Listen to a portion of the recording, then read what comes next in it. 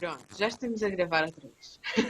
Então, Ok. dando continuidade ao assunto, estamos aqui outra vez com o João Simões, historiador, e desta vez vamos falar do Tratado de Amizade, Paz e Comércio entre Portugal e o Japão, que faz neste mês de agosto de 2020 160 anos. É um ano de número redondo de aniversário do tratado.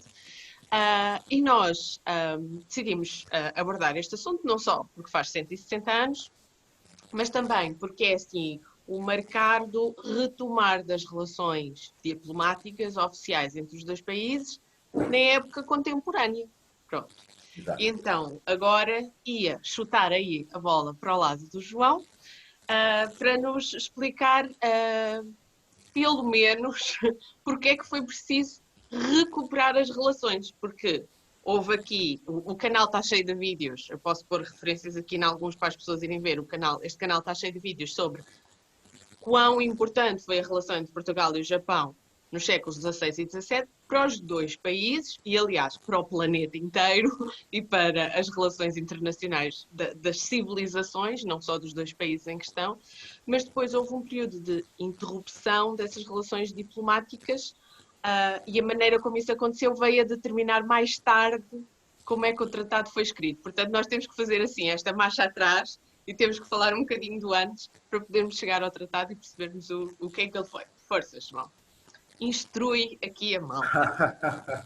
Obrigado pelo convite e a todos os ouvintes e quem vai ver depois também no canal. E de facto é verdade, é como estavas a dizer, as relações Portugal-Japão são relações muito mais antigas, se calhar, do que a maioria das pessoas pensa ou assume. Porque de facto, fazendo um pequeno apanhado, como sabem, Portugal foi um país pioneiro na chamada época das descobertas e expandiu-se ao longo da costa ocidental africana, da costa oriental africana, do Atlântico para o Índico, chegou a Malaca, depois houve um tal terra que tomou Malaca e a expansão militar portuguesa no Oriente terminou em Malaca, na zona das Molucas, vamos dizer assim, atual arquipélago da República Indonésia, se a memória não falha. Mas isso, basicamente, essa marca, Malaca e aquilo que atualmente é o arquipélago Indonésia, é a divisão entre o Índico e o Pacífico. Obviamente, tal e qual como no Índico, o Pacífico também estava repleto de rotas comerciais entre os vários estados que faziam costa ou que tinham costa ligada ao Pacífico. E os mercadores portugueses, com o seu espírito de iniciativa, de aventura, etc., a partir de Malaca, começaram a entrar nessas rotas comerciais de comércio com a Indochina, com a própria China, porque não nos podemos esquecer que havia várias colónias de mercadores chineses espalhados nos portos E da vários Ásia reinos Pacífica. diferentes. Exato, e que tinha sido também o legado das expedições do início do século XV, do almirante Zengué, que tinha ido deixando colónias chinesas desde o Pacífico até o Índico, com a chamada Rota do Tesouro.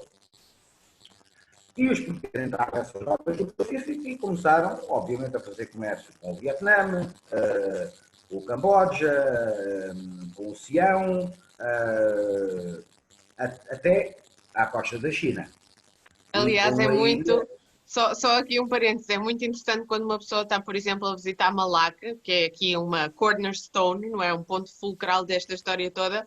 Eles têm lá uma maquete de um dos barcos do General Zengué ao lado da caravela, só para dar uma questão de tamanho, ao lado das caravelas dos portugueses e dos espanhóis e até das naus de carga dos portugueses e dos espanhóis, e a diferença é tipo 10 vezes maior. Os barcos das comitivas do Zengué, aquilo era uma embaixada de Estado, era o Império do Meio a abrir os portos de todas aquelas partes do mundo. E há um Exato, reino nessa área, que é o reino de Ryukyu, que mais tarde exato. veio a ser Ia falar Okinawa, dele, que é aqui direito. fulcral para a ligação dos portugueses ao Japão. É isso que eu ia avançar para aí, porque a China e o Japão estavam de relações diplomáticas cortadas e comerciais. Porquê? Porque os imperadores da China, Ming, acusavam os japoneses de serem piratas e de atacarem os portos da China Imperial. Então houve um imperador, já não me recordo o nome, que baniu qualquer tipo de ligação entre o Império Chinês e o arquipélago japonês. O primeiro reino, que basicamente começou a ser a ponte comercial entre a China continental e o arquipélago japonês, foi de facto o reino de Ryukyu, que corresponde ao Okinawa e às outras ilhas mais pequeninas que estão naquela língua abaixo daquilo que é o Kyushu, que se expandem pelo Pacífico. E essas ilhas todas eram o reino de Ryukyu, que eram vários principados independentes, depois foram sendo unificados pela força, e no século XIII, século XIV, era um Estado, vamos dizer assim, centralizado. Com essa força de Estado centralizado, eles ocuparam o espaço que os mercadores chineses não tinham, porque não podiam ir comerciar à China, e que os próprios chineses não arriscavam violar a ordem do imperador. Então os ryukianos tomam o controle dessas rotas. Porém, quando os portugueses chegam, na primeira metade do século XVI, o reino de Ryukyu tinha começado a entrar em declínio, por diversas questões internas, questões dinásticas, etc. E então são os mercadores portugueses que vão suplantar os navios ryukianos no comércio dessa rota entre Ryukyu, a China, a Indochina e, em 1543, vamos dizer, numa tempestade que acontece com bastante frequência. É a época dos tufões, é o mês de setembro, é a época dos tufões. Exato. Houve um navio português que foi apanhado por uma tempestade e foi obrigado a aportar a uma ilha pequenina a sul do Kyushu, Que é que é Tanegashima. a ilha de Tanegashima. Está lá uma pedrinha no sítio onde chegaram os portugueses. Exatamente. Obviamente que o daimyo de Tanegashima não era um daimyo independente, era um daimyo vassalo do clã Shimazu do Kyushu. Era o Tokitaka. Exato. E ele, o chefe da aldeia onde os portugueses aportaram, mandou um emissário à fortaleza principal do senhor, ele mandou um emissário para tentar perceber quem é que eram aqueles indígenas machados, que ele não tinha visto em lado nenhum. Segundo consta, acho que um dos intérpretes chineses ou malaios que estava a bordo é que disse ao representante desse senhor que eles eram Nambans, ou seja, bárbaros do sul, basicamente. E então a designação Nambã ficou colada aos portugueses devido a essa situação. Obviamente que o daimyo, depois que o emissário relatou o estado do navio, a dimensão do navio, e achou também muito curioso os instrumentos que esses indivíduos tinham à sua disposição. Vou pôr aqui um intervalo na nossa conversa, só porque essa parte é muito interessante, mas essa parte só dava todo um vídeo. Todo um vídeo. Mas é importante tu teres dado esse contexto. Porquê? Porque focámos aqui o facto de as pessoas têm que perceber que a realidade política é mais multifacetada do que aquilo que o mainstream da história mundial, num zoom out, não é? Num afastamento, necessariamente há uma simplificação, quando nós fazemos esse afastamento, para entendermos a história mundial, a história global naqueles séculos, mas depois quando nos aproximamos dos distantes, percebemos que há uma fragmentação política, que há muitos interesses ao mesmo tempo e que há esta coisa das hierarquias, tu disseste muito bem, o Tokitaka estava dependente do Satsuma, portanto o barco dos portugueses ficou a ser remendado, ficou a ser consertado e era dos portugueses, mas quem é que lá ia a bordo? Malaios, chineses, macaenses, portugueses também, se calhar que nunca tinham estado em Portugal continental, não é? Que eram da Índia ou de outras partes quaisquer. Portanto, havia muitos interesses nestes contextos e o barco não podia simplesmente seguir, eles tiveram que ficar retidos em Tanegashima montes de tempo, durante esse tempo em que estiveram retidos houve muitas coisas que aconteceram ali, mas essa maneira como a coisa começou é muito importante, porque nos coloca logo na dimensão da negociação e da diplomacia e das pessoas terem que entender que todos têm interesses e todos têm objetivos, onde estão e como estão e porque é que estão ali, mas depois têm que negociar. Eu acho que essa coisa que aconteceu logo no início da relação entre Portugal e Japão foi muito interessante, porque foi a negociação de uma relação mutuamente benéfica. em que, pronto, para o senhor local era interessante saber como é que aqueles barcos eram feitos. Também era interessante depois saber como é que as armas de fogo foram feitas, etc. Portanto, trocaram-se muitas informações que beneficiaram todas as partes envolvidas, e não eram só duas partes, porque os próprios senhores locais queriam ter vantagens em relação aos seus soberanos, mas não queriam Exato. que os soberanos soubessem que eles tinham essas vantagens, esse tipo de coisas. Então, eu acho que esses elementos estão lá presentes desde o início. É muito interessante ver como eles estão presentes desde o início e são muito diferentes dos elementos fundamentais das relações diplomáticas do Japão com outras nações. Portanto, as relações diplomáticas do Japão com nações como a China, por exemplo, sempre foram relações completamente diferentes, em que o Japão ou era relegado para a condição de Estado tributário, ou então estava na iminência de ser invadido, por exemplo, pelos mongóis. Sim. Portanto, são relações muito diferentes. E essa característica da relação com a nação portuguesa, Portugal, embora Portugal naquela altura fosse muito diferente daquilo que é hoje, mas a relação ser na base do negociar e como é que nós os dois vamos ter vantagens desta relação, eu acho que é uma coisa que, do ponto de vista do estudo da diplomacia mundial, é muito interessante. E Sim, sim, sim. depois, mais tarde, teve que haver um cancelamento das relações diplomáticas entre Portugal e o Japão, sobretudo por causa do cristianismo e do Exato. funcionamento das missões no Sim, Japão. porque depois dos mercadores, a seguir vieram os missionários jesuítas, neste caso liderados por Francisco Xavier, que entraram também no Japão em 49. 1549 e Sim. começaram a evangelizar o país. Obviamente, o país Japão, à época, era um país radicalmente diferente de quando as relações entre Portugal e o Japão terminam. Porque a realidade do Japão, à época em que Portugal chega, o Japão não era um Estado centralizado. Ou seja, teoricamente havia um governo central, que era o governo Ashikaga, do shogunato Ashikaga, do shogunato do Muromachi. Na prática, cada senhor local, e então quanto mais afastados estivessem da capital Sim, imperial, claro. Mais fazia o que lhes mais à, apetecia. Sim. mais à vontade estavam. E a própria ilha do Kyushu tinha um estatuto muito especial dentro da própria orgânica do próprio shogunato Muromachi, porque fazia parte do império, mas não fazia bem, e depois havia um oficial que era enviado pelo governo, mas que supostamente geria a ilha toda, mas de facto não geria. Pronto, são detalhes Quer dizer, muito. desde que lhe pagassem, ele fazia o que as pessoas quisessem. Sim, mas era o indivíduo que estava em Daifuso, Sim. que supostamente era o representante do shogun, mas que na prática tipo, tinha Daifuso, de vez em quando tinha que mandar uns relatórios para Kyoto, a contar o que é que se passava, o que é que não se passava, como é que estavam as coisas. Mas ele, mesmo que quisesse aplicar o poder ou as leis do shogunato no território, era muito Sim, complicado porque porque não as lhe era famílias. reconhecida a autoridade pelos clãs Exato, locais. Sim. exatamente, porque eram clãs que não eram clãs de colonizadores, ou seja, eram clãs que sempre lá estiveram, faziam parte vamos dizer, em termos étnicos, daquilo que era a população do Kyushu.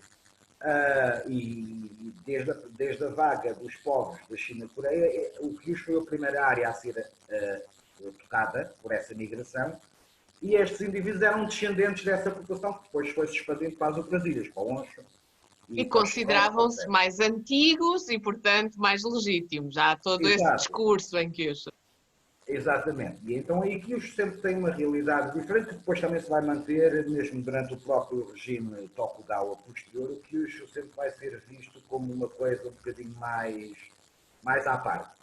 E mesmo durante todo o período das relações Portugal-Japão, e aqui vamos dizer relações Portugal-Japão ou relações portugueses-Japão.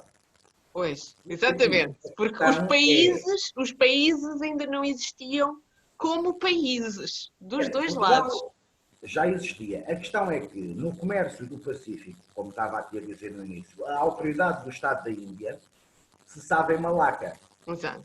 Mesmo havendo a colónia de Macau e outros entrepostos comerciais na costa da China, esses entrepostos foram sendo criados por piratas, por mercadores, etc., que teoricamente estavam sob obediência ou sob dependência de Goa, mas na prática nem sequer havia governadores para o território, havia uma figura chamada o Capitão Mora, que é Sim. o indivíduo que é enviado de Portugal naquilo que se chama Anal do Trato e que tem a responsabilidade de fazer o comércio com o Japão e a Macau e trazer os dividendos para Goa e depois para Lisboa. Quando lá está.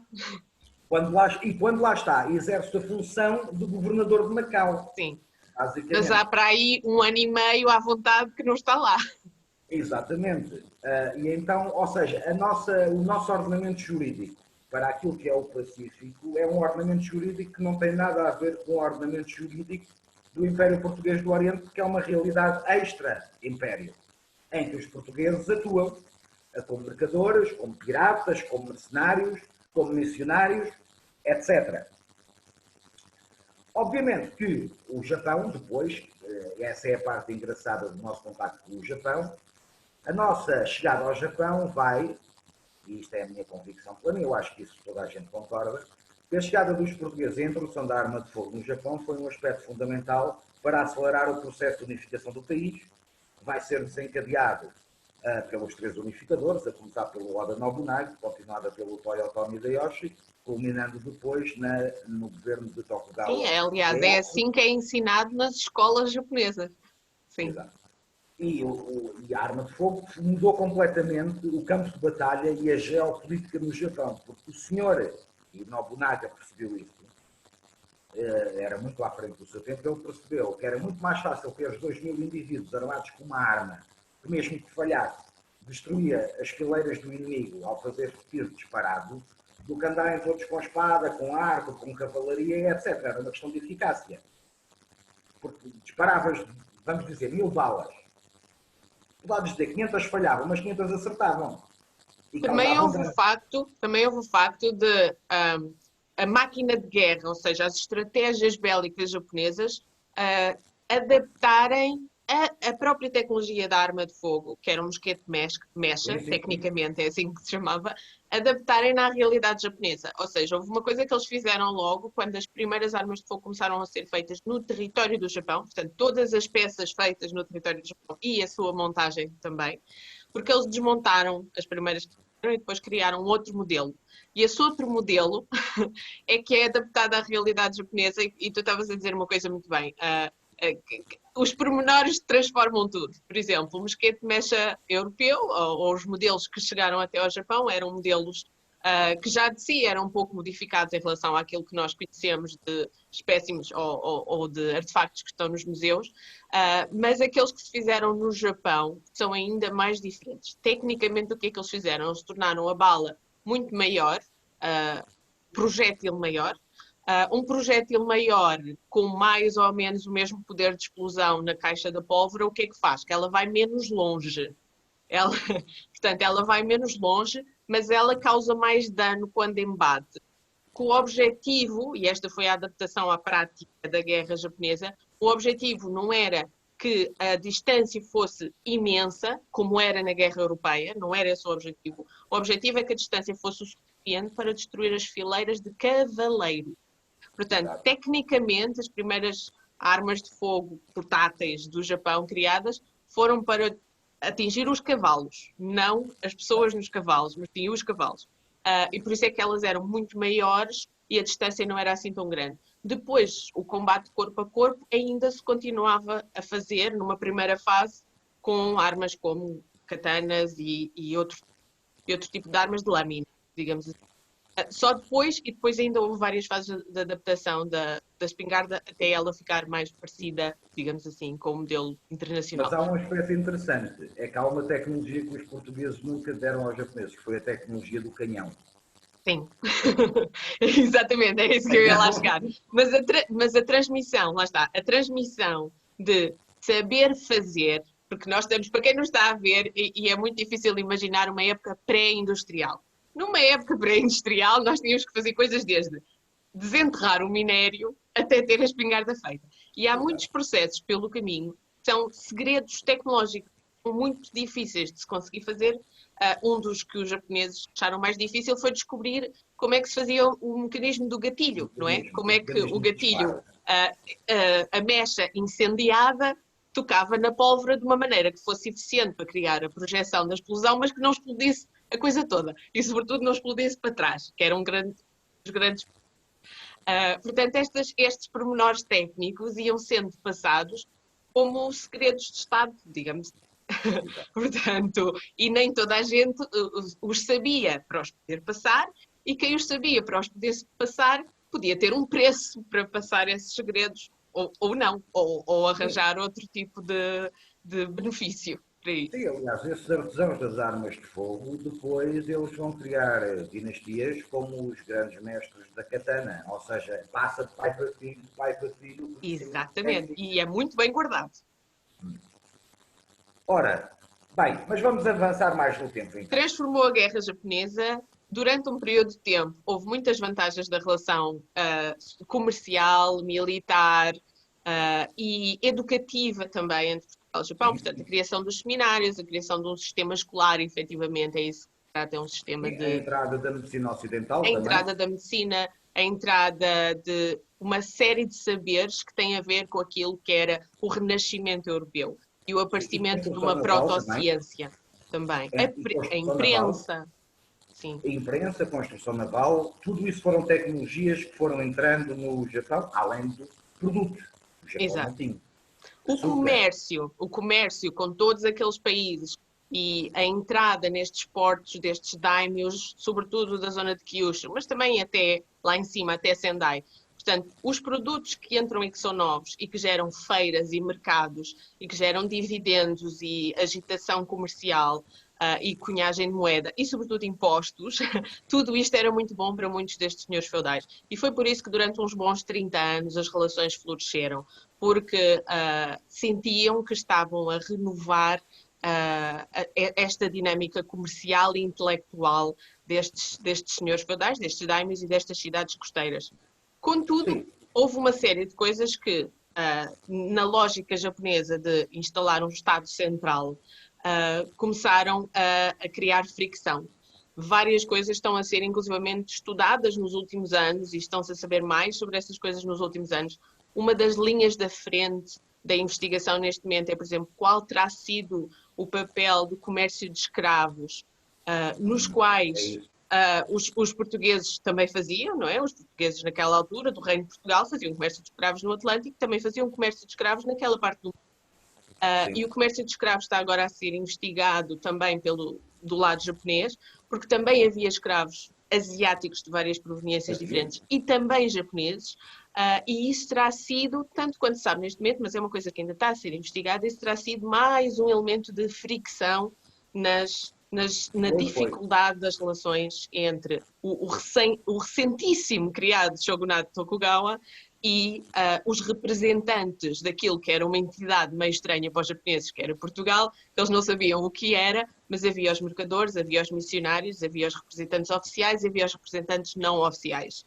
E havia o comum do mercador, do marinheiro, da família mista, etc., que de certo modo representava, pelo menos para os japoneses representava, o que eram os portugueses, o que era o Reino de Portugal e o que eram os ocidentais em geral. E quando eles viam estas pessoas a comerciar escravos, e se os escravos eram de ascendência japonesa, eles começavam a sentir que era inadmissível a presença de estrangeiros, lá está, de nambanjins, que estavam implicados na compra e venda de nacionais japoneses. Então, esse terá sido uma das coisas que entrou ali em choque com aquilo que é o direito de vida e de morte sobre o cidadão, porque o Shogun Tokugawa, e aliás, qualquer samurai de casta samurai tem poder de vida e morte sobre quem está debaixo. Não é? Uma das coisas que é verdade, as pessoas às vezes não acreditam, mas é verdade, é que os samurais, para testar a eficácia das espadas novas, das lâminas novas, cortavam cabeças de pessoas que passavam na rua. E havia sítios específicos, que eram os sítios onde havia como é que se diz, os workshops, portanto, as oficinas dos especialistas da produção das armas de lâmina, as pessoas achavam que não deviam passar ali por um motivo. É porque os samurais, para testarem as lâminas, cortavam as cabeças das pessoas que passavam na rua. E executavam prisioneiros também. Executavam prisioneiros. Portanto, o direito de vida ou de morte sobre os japoneses era uma prerrogativa, era um direito que cabia apenas a certas classes e estatutos de outros japoneses.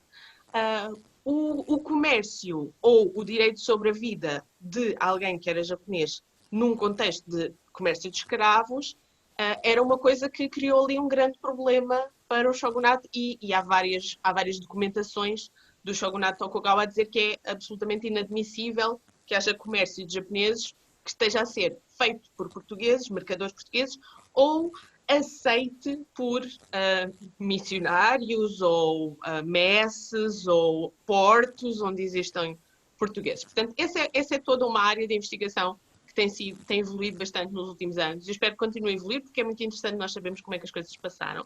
E depois também há a questão da religião. A questão que a religião cristã, o cristianismo, apresentava um modelo filosófico, um modelo mental, um modelo espiritual e também um modelo de organização social que se estava a ver, naquela altura, que era incompatível com a criação de um Estado Central, em que há quase uma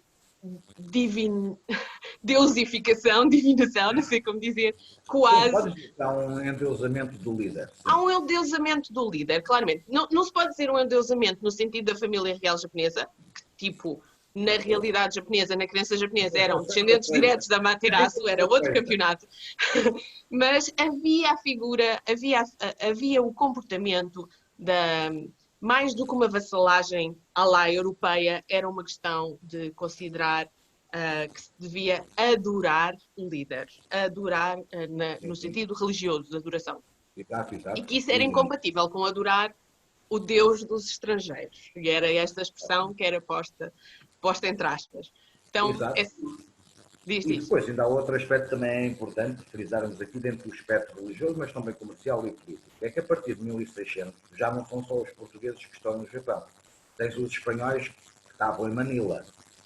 E quando os espanhóis também comerciam no Japão, primeiro os espanhóis são diferentes dos portugueses porque têm uma mentalidade imperial. Segundo, os governantes do Japão, nomeadamente o Toyotomi Hideyoshi e o Tokugawa Ieyasu, sabiam por informantes que tinham como é que tinha decorrido a conquista espanhola das Américas. Eles tinham esse tipo de informação. As pessoas têm que ter presente que havia a outra nau do outro caminho, portanto havia a do Pacífico, e as notícias chegavam lá dessa maneira. E depois tinhas a questão religiosa associada a isso. Porquê? Porque os jesuítas foram para o território ao abrigo, vamos dizer, do padroado português, embora se tenham tornado autónomos, tinham constantes conflitos teológicos com franciscanos e dominicanos que eram fundamentalmente apoiados pela coroa espanhola. Exatamente. E que também entraram no território japonês. Então, para além da questão da incompatibilidade entre o cristianismo, os governantes japoneses começaram a ser obrigados a resolver conflitos religiosos entre ordens religiosas europeias, que eles não tinham nada a ver com aquilo. Sim. Um caso clássico será, porventura, o facto dos dominicanos e outras ordens que não os jesuítas terem uma abordagem muito mais bélica em relação aos templos budistas e promoverem coisas como incendiar templos budistas e destruí-los, portanto haver uma ação mesmo de violência. E os jesuítas naquela altura no Japão ainda estavam a tentar convencer os japoneses cristianizados que ter uma atitude extremamente agressiva, não é? Não só de corte com o budismo, mas agora vamos atacar os templos, que isso era contraproducente, não exatamente errado, mas contraproducente, mas havia outras ordens religiosas, outras organizações. Eu digo outras ordens religiosas, não está certo, não é? Porque os jesuítas não são uma ordem, mas por uma questão de facilidade de discurso, vamos chamar ordem. Mas tanto eu como tu sabemos que não, e as pessoas que nos estão a ouvir também devem saber. Os jesuítas são uma companhia, não são uma ordem. Os dominicanos e os franciscanos são uma ordem, são coisas diferentes. Mas pronto, para facilitar o discurso vamos utilizar essa expressão. E então, exemplo, os jesuítas não apoiavam tanto essas ações mais violentas, mas havia outras ordens que apoiavam e depois criava-se um ambiente de agressividade e comoção e dificuldade de gerir as populações. E estes riots não era uma coisa que os senhores feudais quisessem andar a fazer. Estas pessoas deviam estar a cultivar arroz, a portar-se bem. Na cabeça deles era assim, estas pessoas deviam estar a trabalhar para mim, para eu ter muitos coco, muitos arrozes, muitos impostos, para eu ter mais poder junto do senhor que está acima de mim, porque há sempre alguém acima dele. Estas pessoas não deviam andar a meter-se nisso, a incendiar templos, e a perderem tempo nestas coisas. E isto começava a ser incomportável. Eles começavam a não conseguir mais lidar com. Mas quem é que estes que chegam para aí e ainda por cima não se entendem entre eles? Exato.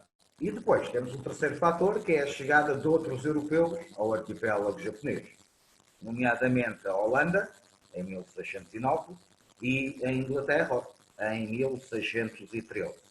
Embora a Inglaterra tenha tido um papel muito mais residual aqui, mas o indivíduo inglês não, que era um marinheiro naufragado no Japão, que é o William Adams, depois tornou-se um dos principais conselheiros do Tokugawa Ieyasu, e ele foi de facto um indivíduo importante que ajudou muito à relação e à influência da Holanda sobre o Tokugawa Ieyasu, porque ele era um marinheiro inglês, mas ele navegava, ou era marinheiro do navio holandês, inicialmente. E quando ele naufragou num navio chamado Liefde, que era um navio da Marinha, da Companhia Holandesa das Índias Orientais, basicamente. E sabia ensinar o Shogun a fazer barcos, que foi uma coisa muito Exatamente. importante. Exato, exatamente. E isso ajudou no sentido que durante uma década e pouco, o Japão tentou fazer uma coisa muito interessante, que é um sistema de navios comerciais,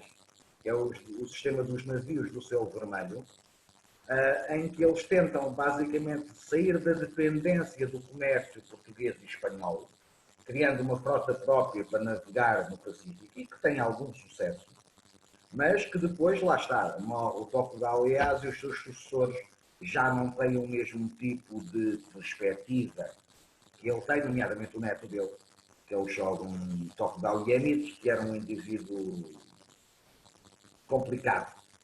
Eu acho que lhes faltou ali o elemento-chave que foi. Eles pensaram num bom sistema, o sistema teoricamente do selo vermelho, não é? Dos navios com o selo vermelho. O sistema teoricamente é bom, mas depois os japoneses não são muitos de se meterem num barco e ver até onde vão. Portanto. Porque depois isso tinha um problema, é que tu não tinhas capitães japoneses preparados para navegar neste tipo de embarcações. Ou seja, tinhas sempre que recorrer a um capitão estrangeiro, seja português, espanhol, chinês. Sim, mas isso ali estraga a hierarquia toda, porque nenhum japonês vai obedecer a um capitão estrangeiro. Lá está. E aí tens essa situação. Quer dizer, se for uma pessoa pobre, até acredito que ali na situação. Agora, pessoas com classe média ou com um nível médio de cultura já se torna uma coisa um pouco mais complicada de. E se tivessem um ranking samurai era muito complicado. Menos, muito Enfim, menos. O Japão acabou por se fechar ao resto do mundo. Exatamente. Já falámos aqui do Shogun Tokugawa Iemitsu, que começou a expulsar. Primeiro, aliás, a expulsão dos jesuítas é um processo que começa muito bem. Começa com Hideyoshi, com as primeiras perseguições, depois é atenuado ligeiramente antes do Tokugawa Ieyasu tomar o poder definitivamente, depois volta novamente a haver uma espécie de perseguição.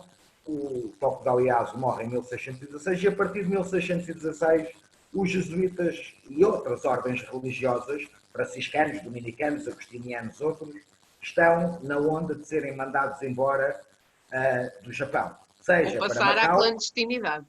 Ou passar à clandestinidade. Obviamente, passando à clandestinidade, se eras apanhado pelas forças do shogunato, ou abjuravas da tua fé, ou habitualmente eras martirizado. Sim. Justamente com as Mas ainda há ali uns bons quase 10 anos disso, o que é Exato. uma parte da história que a maior parte das pessoas não conhece. Aliás, sim, isso é uma coisa que foi muito interessantemente retratada aqui há uns anos no filme de Silêncio, em que nós vemos, já no período da proibição da pregação religiosa, tens dois missionários que entram ilegalmente no Japão para tentarem dar apoio às comunidades cristãs japonesas. Isso aconteceu durante 20, 30 anos depois da expulsão definitiva.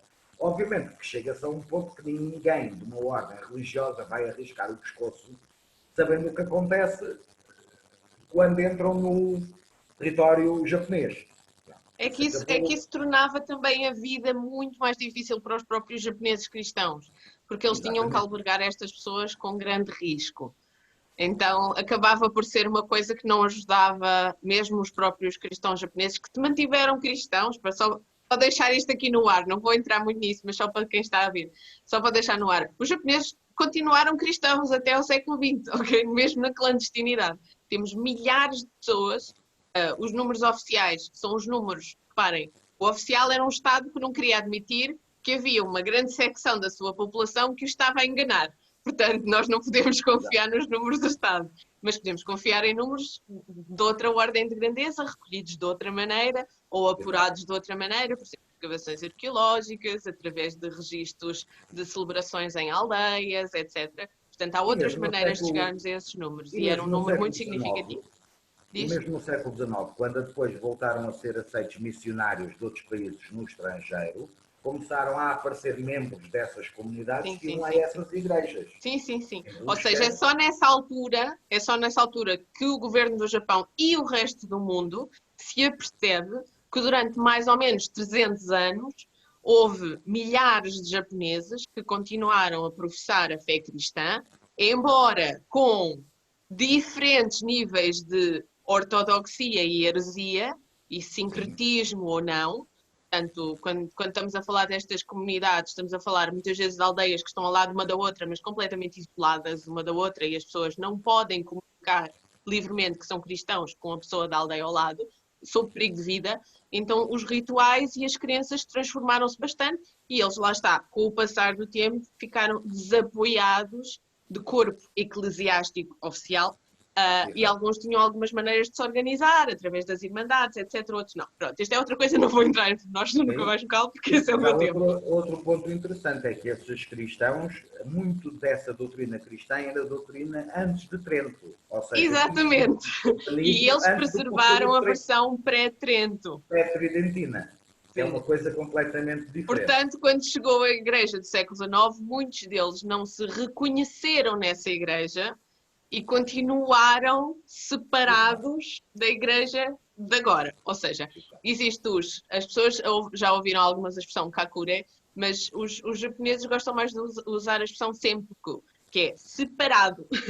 Não é questão de underground, que é o que quer dizer kakure, é subterrâneo, é a questão de separado. Portanto, houve uma fase em que eles foram subterrâneos no sentido de clandestinos, e depois houve uma fase em que tiveram que decidir se juntavam à nova forma de igreja, que é a igreja pós-Trento, dentro do catolicismo, ou se aderiam a igrejas da esfera do leque protestante, também era uma opção, Também ou aconteceu se a vários. preservavam dentro daquilo que eles consideravam ser a sua versão de igreja, que é pré-Trento, e que não tem nada de equivalente no mundo ocidental contemporâneo, mas do ponto de vista da história, antropologicamente falando, do ponto de vista da história das crenças e dos rituais e do que eles significam para uma noção de identidade de uma comunidade, é muito interessante que tenham mantido alguns sítios onde eles decidiram ser sempre, onde eles decidiram ser separados e continuarem a celebrar os seus rituais. Lá está, com níveis diferentes de sincretismo ou não.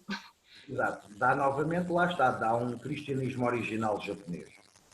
Na Sim, essência, e acaba que por tem resultar nisto. desafios muito grandes, pronto, do ponto de vista da ostracização destas comunidades, não é? Considerarem-nos minorias, terem menos acesso a bens essenciais, a educação, etc. Portanto, há uma série de desafios que eles enfrentam. E no caso de Nagasaki, terem levado com uma bomba atómica em cima, essa foi uma coisa bastante intensa, Sim. não é? Porque caiu em cima da catedral do Urakami, portanto, eles, Sim. eles interpretaram aquilo como uma coisa a mais que lhes aconteceu. Pronto. Mas ainda antes disso, ainda antes do Japão, de todas as coisas que aconteceram na história do Japão no século XX, temos essa fase do século XIX em que tu já afloraste aqui, que voltaram a poder entrar missionários. Essa era uma fase já na fase dos tratados, ou seja, o Japão ficou fechado durante aqueles quase 300 anos, desenvolveu-se um poder central com base no sistema do shogunato Tokugawa, em que o imperador do Japão continuou a existir, é preciso ter a noção que ele continuou a existir, mas as suas funções estavam muito mais ligadas ao simbolismo, ao religioso, costumava ser o chefe do Shinto, da religião nativa do Japão, até que, até que o colonialismo europeu e o desenvolvimento das sociedades pós-industriais europeias lhes batem à porta big time. Na figura do Commodore americano Matthew Perry, que em 1853 chegou ao porto da Roana e basicamente exigiu ao governo do shogunato de então que abrisse os portos à navegação internacional. O governo do shogunato inicialmente recusou. Exigiu com canhões. Mas essa é a segunda parte, é que primeiro os Tokugawa recusaram, depois concordaram quando bombardearam o porto. Exato. Portanto, os americanos não chegaram lá a dizer olhem, vamos conversar. Não, eles chegaram lá assim, temos estes canhões, pum! E então isso vai levar à assinatura de um tratado inicial, que é o primeiro dos tratados assinados de competências ocidentais, que é o Tratado de Kanagawa, ou a Convenção de Kanagawa, que foi assinado um ano depois do Perry ter chegado ao Japão, porque ele bombardeou Yokohama, o governo de shogunato disse, ok, vamos falar. E então ele chegou lá, apresentou-lhes X pontos. Nós queremos isto. Ponto. Daqui a um ano eu volto e voltamos a falar novamente. Sim.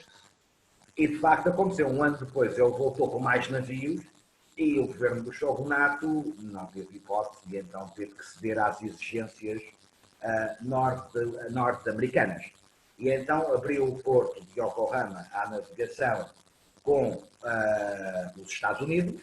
Obviamente que atrás dos Estados Unidos vieram logo os ingleses, em 1854 também forçaram a assinatura de um tratado com o governo do shogunato, o primeiro tratado de amizade anglo-japonês. Em 55 foi a vez dos russos, que também fizeram exatamente o mesmo. Este processo de inicial de tratados vai culminar em 1858, que é o ano mais importante aqui, que é a chamada assinatura dos tratados Ansei, ou os tratados desiguais, em que há 5 tratados que são assinados com potências ocidentais. O modelo vai ser novamente o modelo americano, que é o Tratado de Amizade e de Comércio com os Estados Unidos, ou o Tratado de Harris, que foi assinado a 29 de julho de 1858. Seguiu-se depois um tratado com as Províncias Unidas, que apesar de terem mantido o comércio limitado com o Japão durante todo o período do fechamento, devido à ilha de Dejima, ao largo de Nagasaki, eles nunca podiam ir para o Japão continental. Ou seja, eles ficavam fechados na ilha e acabou. Ainda bem que tu tocaste nesse ponto, porque eu falo muito nisto nas conferências e as pessoas não têm noção. Lá está, porque a maior parte das pessoas que faz história só faz história com documentos, não faz trabalho de campo. E o trabalho de campo é muito importante, porque quando nós estamos em Dejima, quando nós estamos em Nagasaki, e o trabalho que a Prefeitura de Nagasaki fez do ponto de vista da reconstrução do sítio histórico de Dejima é muito importante para se ter esta percepção. Dejima era um gueto de porta fechada e muros altos.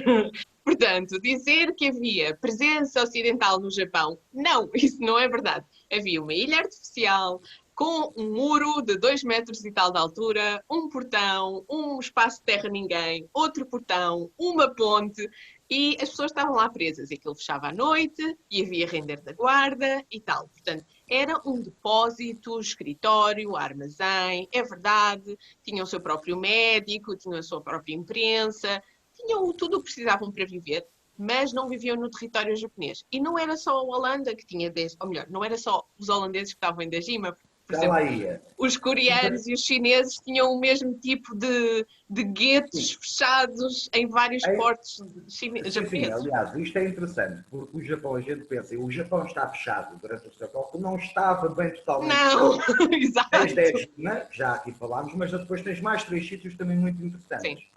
Que é a ilha de Tsushima, que fazia o comércio com a Coreia e com o reino coreano.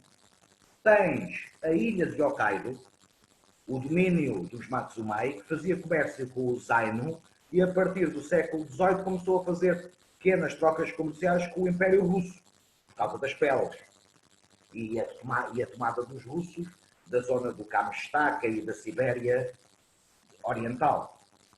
E depois também tinhas, obviamente, ainda tinhas o comércio com o reino do Ryukyu, porque o reino de Ryukyu era um Estado independente e vai manter-se como Estado independente até ao século XIX. Até ao século XIX, que é quando é anexado militarmente pelo Império do Japão. Ou seja, o reino de Ryukyu continua a ser a porta de entrada. Depende das pessoas de Okinawa com que tu falas. Há pessoas de Okinawa que dizem que não, nós somos outra coisa. Etnicamente são diferentes, mas é a tal situação. Através da Ryukyu, a relação com a China manteve-se aberta, Claro. porque através dos portos... E com a Malaca e com aquilo tudo. Exatamente. Ou seja, fechado não. O Japão estava fechado, era aos países ibéricos mesmo, e aos outros europeus, genericamente. E estava fechado no sentido de controle de territórios-chave. Portanto, estamos a falar dos territórios Yamato, aquela planície de Kansai, aquela planície de Kanto. Portanto, essas áreas não tinham circulação de estrangeiros ocidentais, não é? Digamos assim.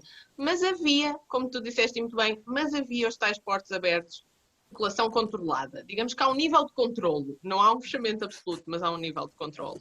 E isso tu disseste muito bem dos tratados. Esses tratados, os tratados desiguais, já depois da restauração Meiji e depois do Commodore Perry ter forçado a reabertura do Japão, é uma realidade completamente nova da história do Japão. E vou dar aqui um ponto de comparação e de contraste. Se nós formos a 1905, diz. Faz uma pausa que eu tenho que ir pôr o carrinho isto a carregar. Ok, eu vou fazer uma... Então, se nós fizermos esse contraste no início mesmo,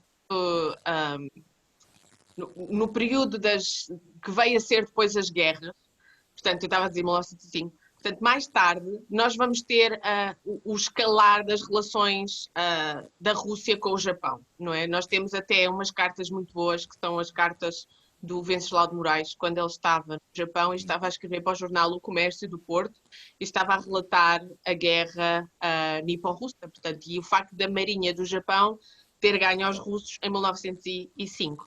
Então, nós vamos ver quase uma relação de causa e efeito. Nada é tão simples assim, mas há quase uma relação de causa e efeito com esses tratados desiguais que são feitos logo a seguir à instalação do período Meiji, não é? Em que o imperador volta a estar no poder, etc. Sim. Há uma coisa que é importante falarmos acerca destes tratados, é que a assinatura destes tratados é, mais do que uma questão interna, é a questão que leva à queda do shogunato e à restauração.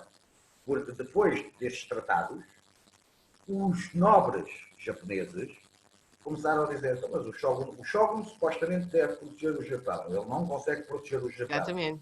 E aparece um núcleo de pessoal à volta do imperador a dizer, mas isto acontece porque o imperador não é o governante como é suposto ser. Sim. Ou seja, houve um descontentamento, houve um gatilho de descontentamento que começa aí com os tratados desiguais e com a mudança do shogunato para a época Meiji, e que nós vamos ver crescer e alimentar essa bolha, esse balão grande, que é o sentido de necessidade de afirmação bélica do Japão e que vai explodir de popularidade por todo o país.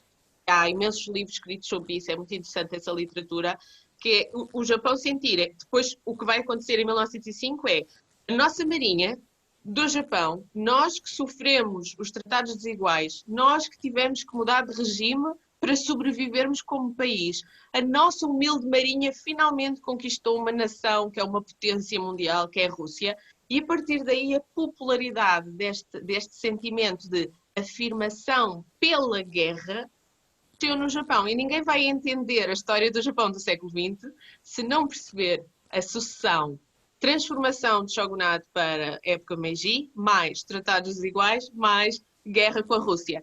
São pontos fundamentais que vieram a alimentar esse belicismo do Japão no século XX. Às vezes as pessoas pensam, mas como é que o Japão se lembrou de fazer, não é? O que fez nos anos 30? É porque estas coisas foram sendo alimentadas. A maneira como o Japão se reabriu ao mundo nessa época, com esses tratados, foi o início do fim da possibilidade do Japão realmente se modernizar num modelo pacífico. Não havia hipótese de modernizar no modelo pacífico com esse tipo de tratados. Não, aliás, a modernização do Japão vai copiar os modelos europeus. Os modelos europeus à época eram modelos imperialistas. Por isso o Japão torna-se imperialista, porque quando vai buscar a inspiração para os seus modelos, são modelos imperialistas, seja na França, na Inglaterra ou nos Estados Unidos. São países imperialistas.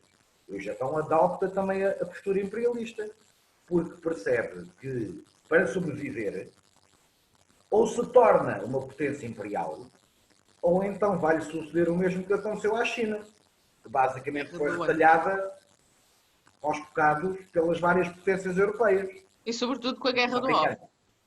Exatamente, com as duas guerras do ópio, exatamente. Agora, porquê é que os tratados afetavam muito os japoneses? Há pelo menos 5 pontos importantes nestes tratados que todos eles têm e partilham.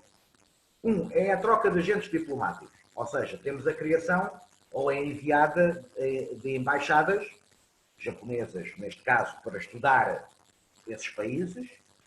Há uma muito famosa aos Estados Unidos, há outra também à Alemanha Imperial, ao Reino Unido, à França, ou seja, aos japoneses, para perceber qual era o mundo moderno onde estavam, através dessas missões diplomáticas de aprendizagem, mas também como representantes oficiais do novo governo, vão abrir o corpo diplomático e os estrangeiros, ou seja, franceses, ingleses, americanos e outros, também passam a ter delegações diplomáticas ou representantes diplomáticos no Japão.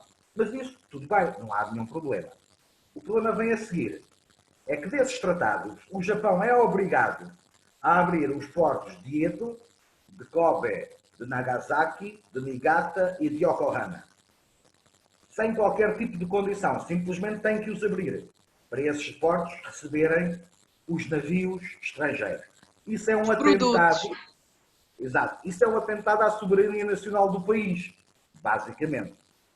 Segundo, os estrangeiros podiam viver no território e comercializar nestes portos, com exceção de ópio.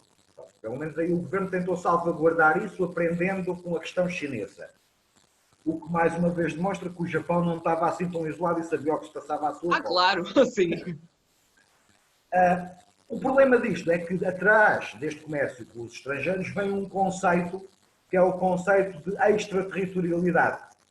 Ou seja, um estrangeiro, seja ele português, espanhol, americano, inglês, francês, podia estar no Japão, podia cometer um crime no Japão, mas nunca podia ser julgado nem condenado ao abrigo da lei japonesa. Isso foi extremamente problemático. Exato. Tinha que ser julgado pelo representante diplomático desse Estado e estava ao abrigo da proteção legal do estatuto jurídico desse país e não do Japão. Isso vai criar situações muito complicadas, porque os europeus que iam para o Japão não eram só comerciantes que queriam fazer negócio, etc. Como em todas as andanças de população, vão criminosos e vão outros. Um europeu cometer um crime no Japão não vai ser julgado, nem executado, nem punido de acordo com a lei japonesa. Isso é mais outro grave atentado à soberania jurídica do país. E depois, a terceira, que é a questão das taxas de importação e de exportação. Porque os produtos europeus entravam no Japão a uma taxa extremamente baixa, mas os produtos japoneses, quando saíam, ficavam com uma taxa extremamente alta e isso liquidou o quê? Começou a liquidar as produções nacionais que o Japão tinha no sentido de inundar o mercado japonês de produtos europeus, matando vários negócios familiares em todo o país. Estas três componentes, a extraterritorialidade, a questão das tarifas e a questão da abertura dos portos, que são as três mais graves, são atentados diretos à soberania do país, o que explica depois a revolta de uma determinada elite que vai originar depois a Guerra Boshin, a queda do shogunato e a restauração Meiji. E durante todo o período da restauração Meiji, que vai de 1868 a 1912, o Japão vai constantemente procurar renegociar estes tratados. Vai conseguindo, mas muitos deles só acabam por ser renegociados ou repensados nos anos 20. Já tinha acabado a era Meiji. Por isso isto é um impacto que fica, como estavas a dizer, na psique coletiva dos governantes japoneses, no sentido da humilhação a que o Japão foi sujeito pelas potências imperialistas ocidentais, humilhação que depois ainda é reforçada mais, como tu sabes, na assinatura do Tratado de Paz de Versalhes, em que um dos requisitos que o Japão pedia, que combateu ao lado dos aliados ocidentais, ou seja, eles combateram ao lado da Entente, seja na Ásia e no Pacífico contra as colónias e as tropas alemãs que estavam lá estacionadas, mas chegaram a haver tropas da Marinha Imperial Japonesa a atuar no Mediterrâneo. Eles estiveram cá, e médicos, etc. Ou seja, houve soldados japoneses e marinheiros japoneses na Europa durante a Primeira Guerra Mundial.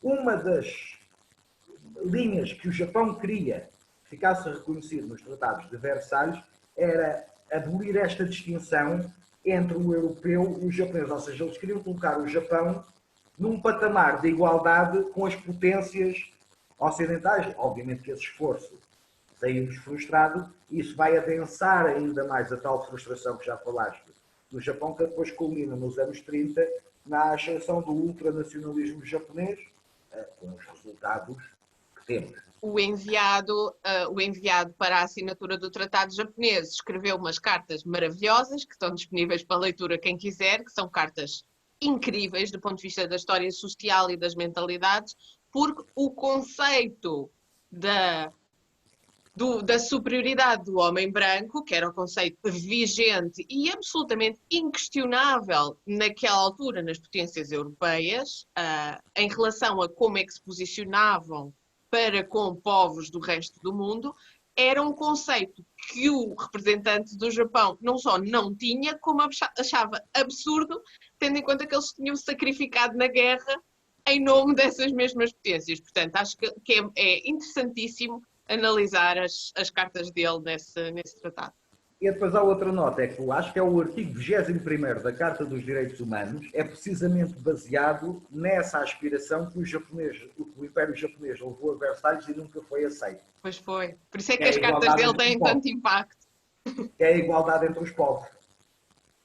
E isso atualmente existe na Carta das Nações Unidas. E é um legado direto do Japão, que viu esse esforço frustrado em Versalhes, em 1918-19, mas que depois, em 45, 50, com o estabelecimento das Nações Unidas, viu de facto essa reivindicação ser aplicada em termos globais, não deixa de ser uma daquelas ironias engraçadas da nossa história mundial. Um historiador nunca deve fazer o que eu vou fazer a seguir, que é perguntar, e se tivessem ouvido naquela altura, o que se teria evitado? É uma boa questão. É uma boa questão. Eu, por acaso, tenho uma teoria que é, se as potências ocidentais de facto tivessem percebido que o Japão... É porque assim, aquilo que o Japão faz na era Meiji, ele faz uma industrialização em 70 anos, põe o Japão, ou põe o Império do Japão, a par das maiores potências industriais europeias. Seja na construção de infraestruturas, caminhos de ferro, desenvolvimento da construção naval, desenvolvimento da indústria. O problema que o Japão sempre teve foi falta de matéria-prima. Mas isso é um problema crónico do arquipélago. Tem a ver com o próprio solo, não é? Do solo, é as matérias-primas. O Japão não tem. Sempre teve que depender muito das importações de matéria bruta para depois a sua indústria transformadora as transformar, como é óbvio. Mas, mesmo assim, toda a industrialização que se opera no Japão é um processo fantástico. Porque eles vão buscar as melhores práticas, ou aquilo que eles entendem como as melhores práticas industriais e comerciais, e transpõem-nas para o Japão, e como fizeram já na altura da arma de fogo, voltando aqui ao início da nossa conversa, transformam-nas à maneira japonesa e dão-lhes o modelo japonês, que depois, mais tarde, isto estamos a falar já no fim da Segunda Guerra Mundial e no período da reconstrução, quando se dá o milagre japonês pós-guerra, o milagre japonês pós-guerra, na minha opinião, não é só... Vai pegar na época Meiji, obviamente. Obviamente, ou seja, a dinâmica que foi criada na era Meiji ficou na população japonesa, no corpo industrial japonês. Obviamente com o financiamento americano e o apoio e fundos americanos e outros para haver esse renascimento económico do Japão. Mas aquilo que depois é um modelo, todos os Estados ocidentais vão ter um modelo japonês é espetacular. Não é uma coisa, não é de uma realidade pós-guerra, é uma roupagem pós-guerra dada a um modelo de dinamismo empresarial que foi criado precisamente na época Meiji e que ficou. Motivada por dois motores muito importantes, que é, um, nós não queremos ser colonizados, dois, nós estamos muito chateados com os tratados que nos obrigaram a assinar. Exatamente. E agora vamos chegar aqui a um tratado que é muito diferente, que é aquele que nós vamos aqui, é o tema onde nós queremos chegar com o vídeo de hoje, por causa dos 160 anos da celebração desse tratado, que é o tratado. Em termos de nome, ele é igual aos outros, Tratado de Paz, Amizade e Comércio, do Japão com Portugal. Mas em termos de conteúdo, ele é muito diferente.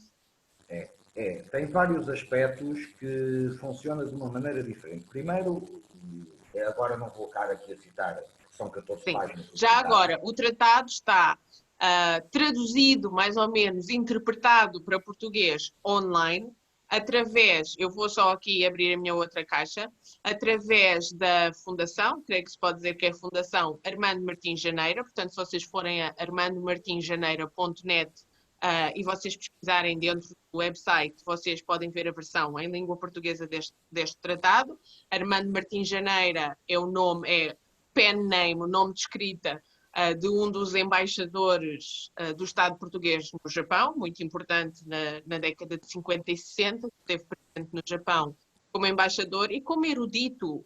Ele não era um académico, mas ele era uma pessoa extremamente erudita, muito, muito bom a escrever, e escreveu muitos, muitos livros, ensaios, cartas, promoveu, lá está, a tradução e a publicação de alguma documentação oficial também. O repertório de Armando Martins Janeira tem sido bastante negligenciado, acho eu, pelos académicos, e não devia, porque é uma pessoa que, não sendo um académico, escreve muito bem, de uma maneira muito profunda, com uma interpretação muito, muito fácil de aceder, mas sem ser negligente ou simplista, sobre o que é, lá está, o milagre japonês dos anos 50 e 60 e a transformação do Japão, não é? Como é que o Japão é como cultura ancestral e como é que ele se está a remodelar no século XX e no pós-Segunda Guerra Mundial.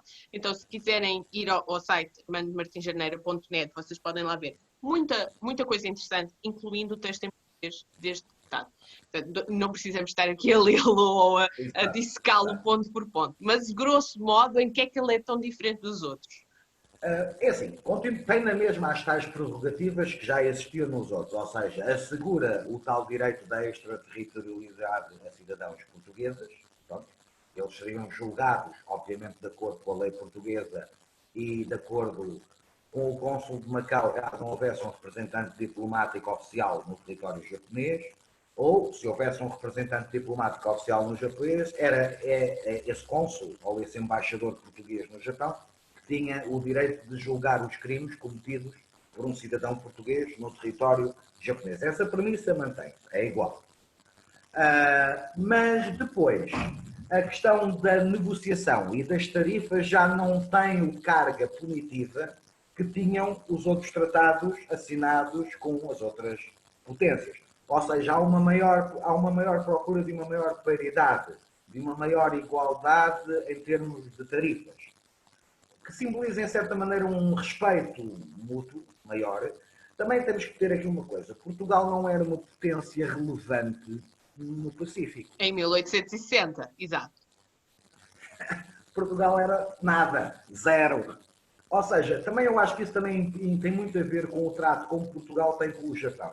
Porque dá-me a sensação, pela leitura do tratado, que Portugal recordou-se dessa relação ancestral que tinha havido no século XVI e no século XVII, e com linha nesse pensamento, porque depois, não nos podemos esquecer, e isto fazendo aqui um parênteses, durante o século XVII e mesmo durante o século XVIII, pelo menos uma ou duas vezes, Portugal tentou restabelecer relações diplomáticas com o Japão. Sim, uma delas de uma maneira explosivamente catastrófica, mas...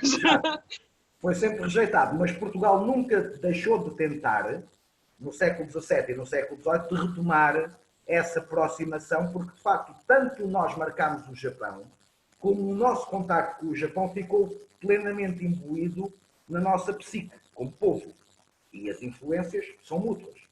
E nessa época, 1860, já havia uma outra vaga que era a do orientalismo. E o Exatamente. orientalismo, do ponto de vista da literatura, das artes, etc., da música, etc., da cultura, em Portugal fazia-se sentir também. Exatamente. E depois, obviamente, temos a troca de que se diz no tratado que devem ser enviados representantes diplomáticos portugueses para o Japão e japoneses para Portugal ou para os territórios do Império Colonial Português. Então, podia ser tipo a Índia ou Macau, ou Timor, que funcionava perfeitamente. E depois há uma série de dinâmicas no sentido da relação entre os Estados que não têm a violência que têm os outros tratados de anseio. Ou seja, temos uma versão muito mais soft, muito mais de aproximação, mais de cooperação entre povos, do que propriamente de imposição de algo de Portugal sobre o Japão. Mas lá está, como também disse, Portugal não tinha poder para isso e também, muito sinceramente, acho que não tinha interesse em fazê-lo por causa dessa memória histórica da ligação com o Japão e de um certo respeito mútuo. E, por aquilo que eu percebi, também só houve uma altura em que o Japão desrespeitou Portugal, foi um caso trágico, foi na Segunda Guerra Mundial, quando foi a ocupação militar Ah, sim. japonesa de Timor.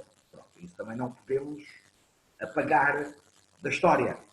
Quiserem Porque saber aconteceu. mais sobre isso, há um livro dos diários do Morishima Morito, que era um embaixador do Japão, que estava na América quando aconteceu Pearl Harbor e que teve que sair da América rapidamente e foi para Lisboa. E, portanto, depois foi embaixador do Japão em Lisboa. Os diários de Morishima Morito foram traduzidos de japonês para português diretamente.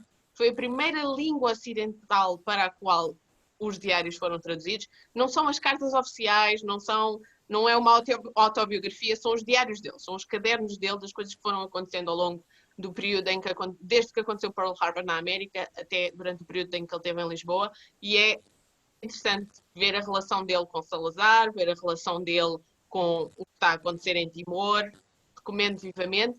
Eu acho que só está à venda numa livraria em Lisboa, mas se vocês procurarem online, talvez vocês consigam encomendar online, se este for um tema que vos interessa saber mais. Sim. Exatamente. Aliás, ele deve ter sido o indivíduo que depois assinou um segundo tratado, já em 32, que foi a 23 de março de 32. Então, foi assinado um acordo de comércio e Não, navegação? Não foi. não, Pronto. 32 ele ainda não estava em Ainda Portugal. não estava. Pronto. Mas então foi outro, porque houve um acordo que renovou o acordo de 1860, que Sim. foi assinado em 1932 entre a Nós República recebemos foi Portuguesa. uma coisa muito boa desse acordo de 32. Foi em 33 recebemos os primeiros biombos Namban, ou melhor, os primeiros biombos Namban foram dados oficialmente pelo Estado japonês a um embaixador português ou a um representante do Estado português, foram dados em consequência desse acordo e que são, eu já não sei se esses não são os que estão no Menai em Lisboa, nem são os que estão nos Soares dos Reis no Porto. São outra coleção qualquer. Mas foram os primeiros, foram os de 32. Existe 32. um Costa Carneiro? Será que era Costa Carneiro, o embaixador português É naquela altura? capaz. É capaz. Porque ele escreveu uma coisa sobre esse acordo. Não sei se foi ele que o assinou, mas ele escreveu uma coisa sobre esse acordo.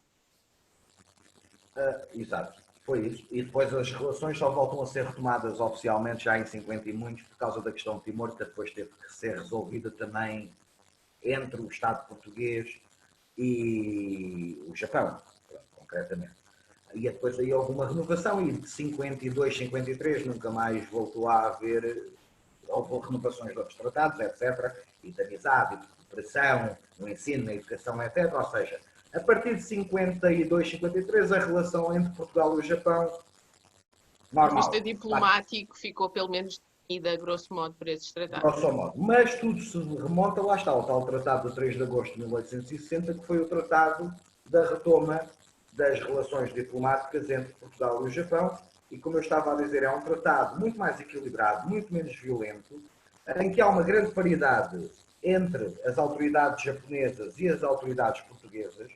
Há uma procura, de facto, de uma justiça económica, fiscal, comercial entre os dois Estados e há um desejo, parece-me a mim, daquilo que eu leio no tratado, um desejo profundo e uma cooperação ótima em termos institucionais e históricos entre os dois Estados. E não se prima pela violência escrita, vamos dizer assim, daquilo que são as cláusulas dos tratados de 1858 a que o Japão foi obrigado a assinar, porque neste caso o tratado com Portugal nem foi uma obrigação portuguesa. Houve uma aproximação diplomática entre o representante português, que era um Isidoro, acho que era Isidoro Machado, que era o governador de Macau, mas também era o representante português para a China, para a Coreia, para o Oceano, e depois ficou como representante para o Japão. E houve basicamente uma aproximação gradual entre esse indivíduo, Isidoro Machado, e as autoridades do regime Meiji, e através de conversas, de encontros, chegou-se à assinatura de um tratado num sentido, numa base pacífica. Não que tinha por trás uma base de ameaça, como tinha acontecido aos outros. E o tratado com Portugal, acho que não é o primeiro que é assinado em termos pacíficos, acho que ainda há um outro que é assinado antes.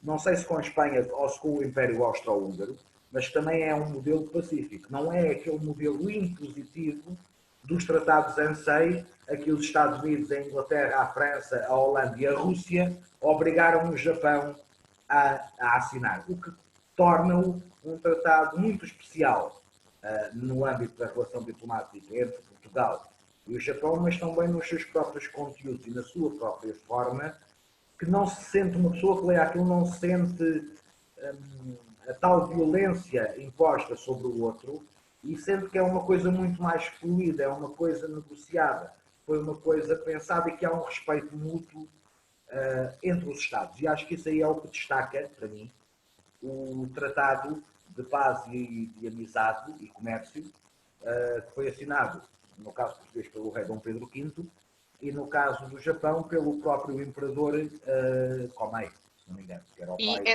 esse facto de ter sido escrito pela Casa Imperial e enviado para o equivalente português, que era o Reino de Portugal na altura, deu aso também a um objeto que, do ponto de vista da história da arte, é muito interessante. O tratado em si, para quem não sabe e pode interessar-se por isso, fica a saber, está depositado em Portugal, na Biblioteca Nacional de Portugal, e é um exemplar lindíssimo. Está dentro de uma caixa de veludo, com um cordão de seda à volta, em várias folhas de papel artesanal, com pequenos quadradinhos, como é característico no papel que é papel nobre japonês, portanto, com pequenos quadradinhos de folha de ouro, está polvilhado de folha de ouro em todo o lado.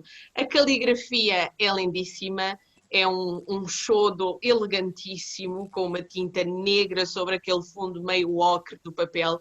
É um objeto imperial na sua verdadeira acessão, brilhantíssimo, minimalista, mas super elegante.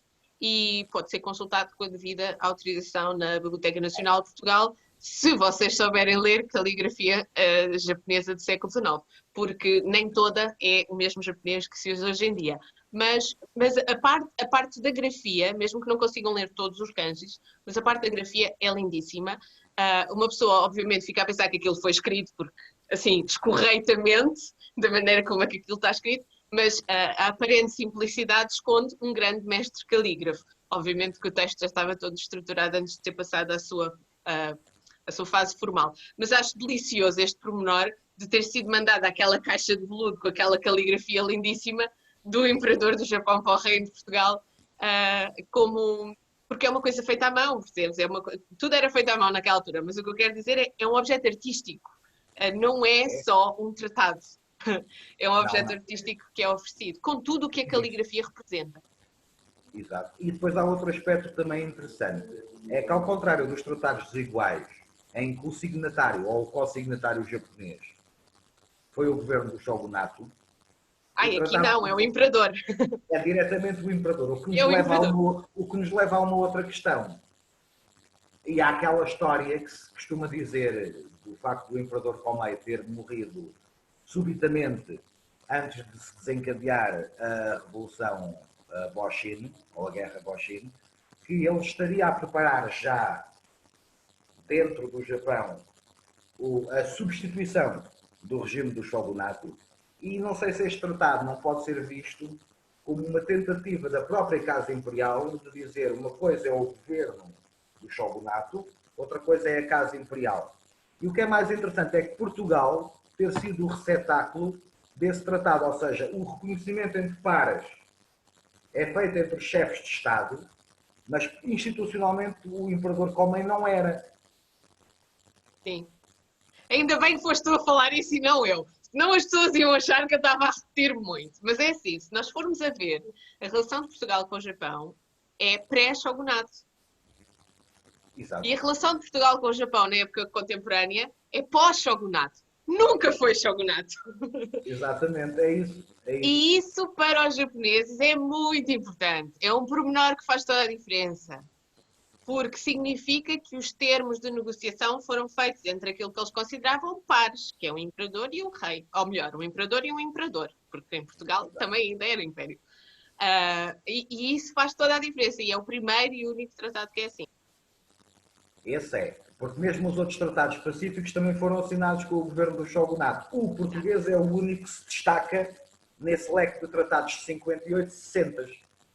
É particularmente especial por causa disso e mostra um reconhecimento das relações bilaterais por parte da nação japonesa, que é noutro campeonato, é tremendamente diferente daquilo que é a demonstração de reconhecimento para as outras nações. E acho que é uma coisa que eu em Portugal não vi, para além de mim, que sou meio doida disto, e de ti também, não vi mais ninguém achar que isto era um pormenor importante. Eu toda excitada a achar que sim, e não estava a ver mais ninguém a achar que isto era um pormenor importante. Sabes que eu acho que a questão dos estudos nipónicos ainda estão a precisar de muito desenvolvimento futuro. Oh yeah. E novos investigadores que tragam novas perspectivas e que olhem novamente para os documentos e os analisem ou reanalisem daquilo que já foi feito. Obviamente nunca esquecem do trabalho de pessoas como o Armando Martins Janeira, como o Dr. João Paulo Oliveira e Costa e outros especialistas que já trabalharam imenso sobre o Japão, mas que ainda há muita coisa em aberto. E a parte engraçada da história é mesmo isso, é que há sempre... Exatamente. Aquilo que eu te estava a dizer, que há uma nova linha em desenvolvimento, que é o estudo da escravatura no Japão. Há sempre novas linhas em desenvolvimento, porque nós estamos sempre a olhar para as coisas de uma maneira diferente, porque as nossas civilizações, os nossos valores, as nossas ideias também mudam e também temos que ser críticos em relação àquilo que foi escrito anteriormente. E começar a ver os mesmos documentos, que existem desde 1960, à luz dessa lupa nova. Portanto, este ano é um ano da comemoração de uma data redonda do tratado, não é? De 160 anos. Infelizmente, este ano, por causa das situações da pandemia mundial, aquilo que aparentemente estava programado para ser feito do ponto de vista de celebrações oficiais dos 160 anos, em grande parte tiveram que ser canceladas as celebrações oficiais. Vamos ver se para o ano existe uma substituição das celebrações e existe alguma coisa ou não, não sei. Não sei o que é que vai fazer. Portanto, do ponto de vista dos organismos oficiais, isto é uma coisa decidida entre as embaixadas. Depois, claro, existe um bocado à boleia das embaixadas, coisas como associações culturais ou até professores de língua ou outra coisa assim, que acabam por fazer mais algumas iniciativas, até porque, havendo as iniciativas das embaixadas, existe mais público, existe mais awareness, as pessoas estão mais atentas para outras coisas que façam com este tema. Não sei se em 2021 as entidades oficiais vão avançar com algum tipo de celebração póstuma deste ano ou não. Em todo o caso, eu acho que é muito importante este tratado e não devíamos passar a data em branco. E lá está, convido toda a gente a consultar armandomartigeneira.net e ler o texto em português. Se quiserem simplesmente divertir-se a ver a digitalização do tratado original, podem ir ao website da Biblioteca Nacional de Portugal. Está digitalizado, podem vê-lo. Não é a mesma coisa que estar a mexer naquilo, não é? Mas podem vê-lo no computador também. É um exemplar lindíssimo de caligrafia, como já não se faz no Japão. Verdade, verdade, verdade. João, agora fica a tua sugestão do que é que tu queres falar a seguir. Hoje já não, mas nos próximos tempos fica a tua sugestão do que é que queres falar a seguir. Eu tenho adorado falar contigo. Acho que foi ótimo fazer aquela coisa dos caminhos japoneses e depois do sistema de visitação alternada, residência alternada. Acho que foi ótimo. Esta tratada acho que também foi ótima, apesar de termos alguns problemas de som no início. Mas vamos ver o que é que as pessoas escrevem aqui em comentários, porque também pode ser que tenham perguntas. Pode dar-nos indicação de temas que depois a gente possa vir a gravar, de acordo com aquilo que é o interesse que tem ouvir. Ou até Zooms abertos às outras pessoas, porque esta coisa do Zoom vocês podem estar a falar connosco e a fazer perguntas a É dois outra nerds opção. do Japão. É outra opção, sim, sim, é outra opção. Fazer um live acerca de algum tema é uma boa ideia, é uma boa ideia. Nunca se sabe. É uma questão de Mais histórico. Acho que se nos perguntarem coisas extremamente contemporâneas, eu pelo menos sou capaz de ficar um bocado perdida. é, assim, o contemporâneo já não estou naquela era em que eu via muito anime e que Ai via. não, eu perdi-me, eu Já não passou, tenho já tempo. passou, já passou, já passou. Infelizmente eu gostaria muito de ainda poder usufruir desse hobby, mas a vida Não, não dá. Não dá porque só a pilha de livros. Ah, por falar em livros, eu vou aproveitar este vídeo também para mostrar um livro. Vou ali buscá-lo. Não desliga.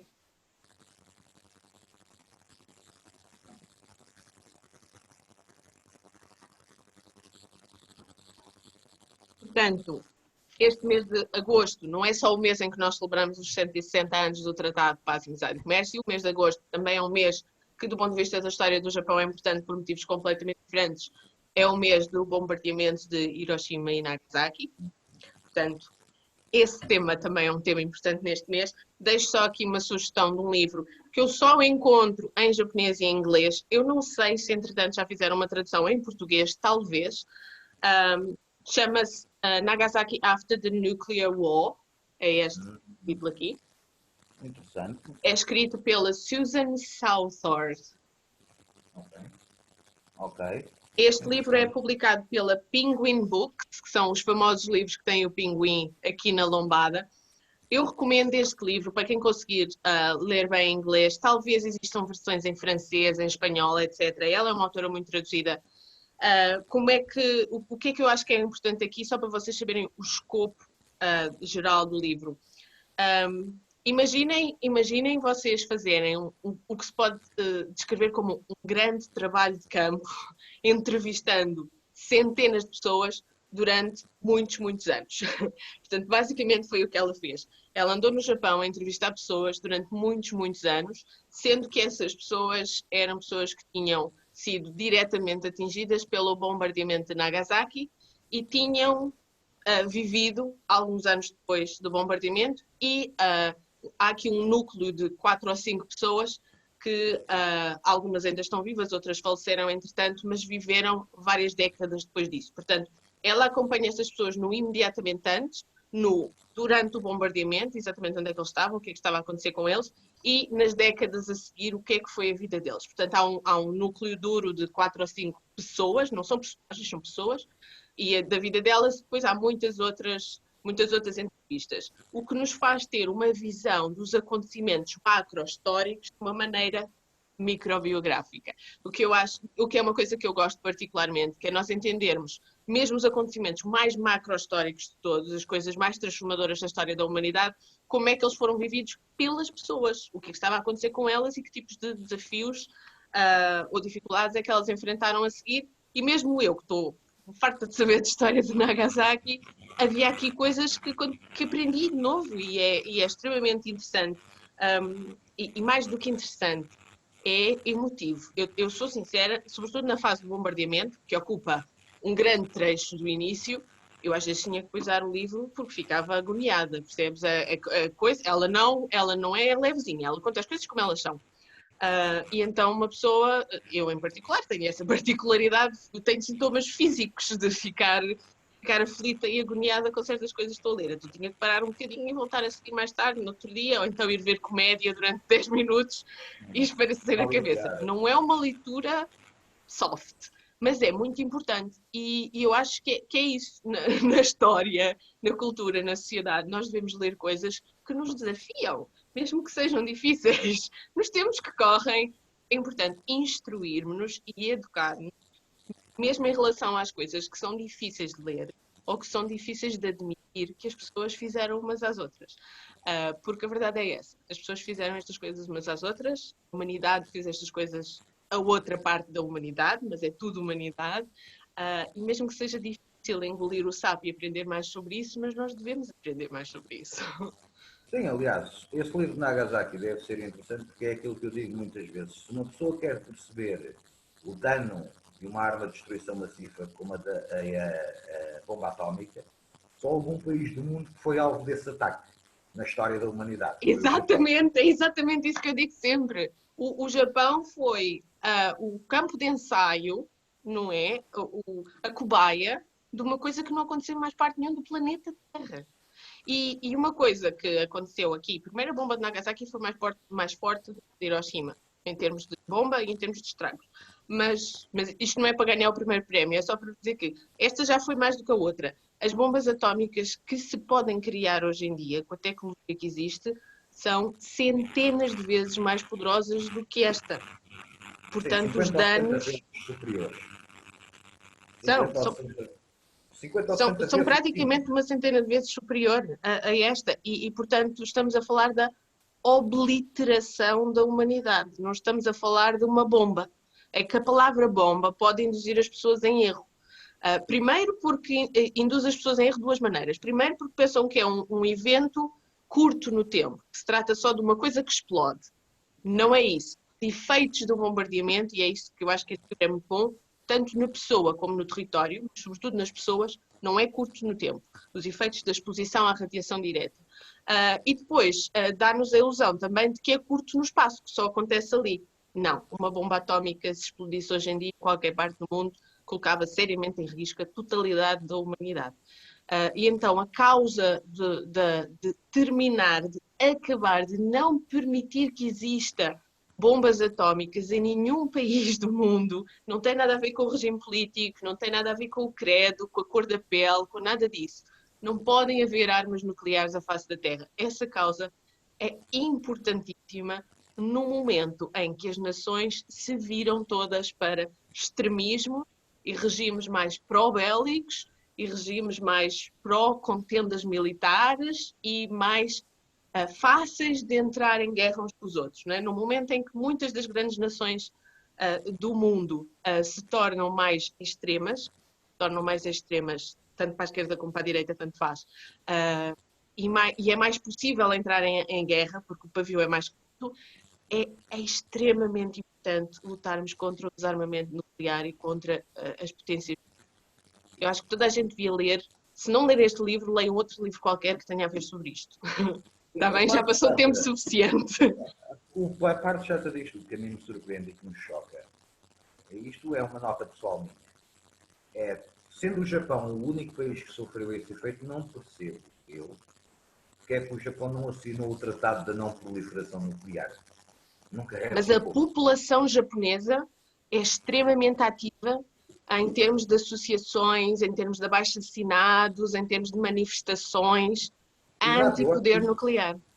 Porque o governo devia ouvi-los, porque eles foram o único país do mundo que tiveram na pele e experimentaram os efeitos devastadores de uma arma atómica e não percebo porque é que os líderes políticos... Enfim... Há quantos anos é que o partido do Abe está no poder? Sim, já para aí que há uma década, não? Mais coisa, menos coisa. Quer dizer, ele teve uma vez, depois ele saiu e depois ele voltou. Depois voltou logo a seguir, portanto, tudo junto. Pois, esse é o tal perigo do nacionalismo que estavas a falar.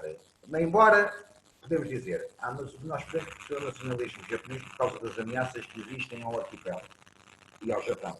Que elas são reais e existem, de facto. Mas não é só para o Japão, é para o mundo todo. Claro, exato.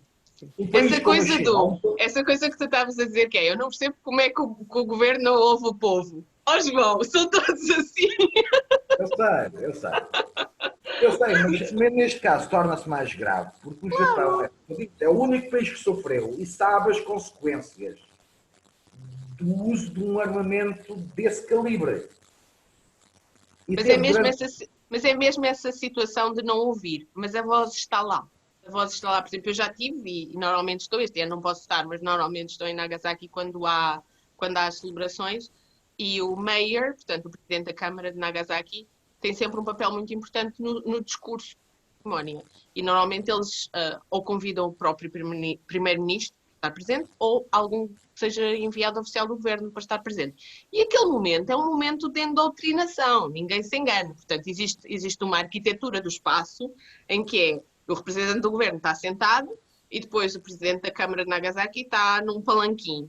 está a fazer um discurso virado para a cara do outro. E está-lhe a dizer, não é em bom português, é em bom japonês, mas está-lhe a dizer tudo o que ele quer dizer. E não é mansinho. Normalmente esses discursos são discursos muito... nós é que aguentamos com isto, portanto, nós queremos que vocês retifiquem, nós queremos que Este vocês ano marquem uma posição. foi a questão do nacionalismo. O discurso deste ano focou a questão do nacionalismo. E o Abe, o Shinzo Abe, estava lá, por isso foi diretamente para ele, Sim. para a questão da postura do governo nacionalista Abe. Porque eles têm medo do que é que o nacionalismo lhes vai fazer, porque já levaram com a bomba. Claro, sim. Mas todos os anos é uma coisa deste género e nunca ninguém nos liga. Mas eles tentam, eles continuam a tentar. Pois, é assim, infelizmente a nossa realidade naquela zona é uma realidade perigosa, mas isso até podia ser tema para o tal tema para um programa futuro. As novas realidades Novas da dinâmicas ali. China e do Pacífico Norte poderia ser até um tema interessante de debate. Que já envolve aqui várias coisas. A Coreia do Norte. A Coreia do Norte, a Coreia do Sul, o Japão, a China comunista, Taiwan, os Estados Unidos, já envolve aqui muita gente, a Rússia com muita gente e com muitos interesses diferenciados. E isso poderia ser um tema até interessante para se tratar, eventualmente. Mais contemporâneo, mas poderia ser interessante. Que arranjar mais gente para convidar. Isso Olha, agora... quem esteja aí a ver o vídeo, sugira-se. Exato. Não, isso por acaso era um programa interessante, se desse para fazer um debate. Têm coisas para dizer? Ponham aí o nome, digam quando é que querem, digam coisas. Vamos fazer isto mais interativo. Exato. Por acaso acho que seria um tema de debate interessante, mais alargado, era capaz de ser um debate interessante, por acaso. Acho eu. Fiquem abertos, vamos ver se as pessoas aderem. Eu vou tentar editar isto, pronto, este vídeo se calhar vai ser publicado ainda antes, fizemos antes deste.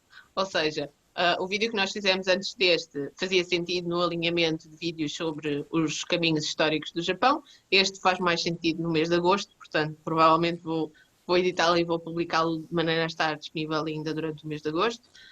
Mas vai haver o outro vídeo com o João no canal, para além de poder sempre haver mais, se vocês quiserem escrever aqui em baixo nos comentários para participar. Pronto. Obrigada, João.